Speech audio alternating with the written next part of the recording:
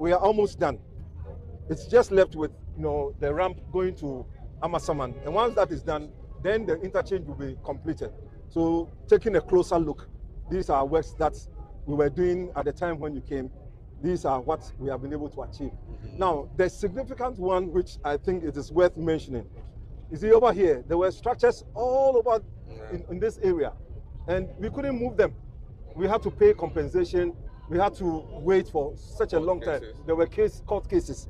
But today, with that support, this has been cleared. And when you go there today, it is just a marvel that we have such a space to work.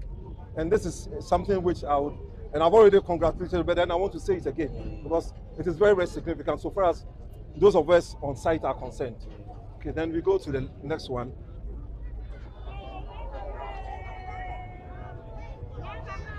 Now, we are using a system which we call a mechanically stabilized earth retaining wall. The kind of retaining walls that we know are the concrete, cantilever walls and some others. So here we are putting in these. And then we started putting in with some, Adinkra and Gan symbols. A lot of people think that it is only Adinkra. They call it the Sangmai. These are Gan symbols. They are about 8 different types. So these ones are Adinkra. They all have meanings, to depict the work that we are doing. Again, this is how it was at the time. Today, we have asphalt over it. Even if you look at the footbridges, the footbridges were not completed. Now, most of them are completed. Of course, we still have 1 or 2 to be done. Look at this. It was just plain. Today, it is completed.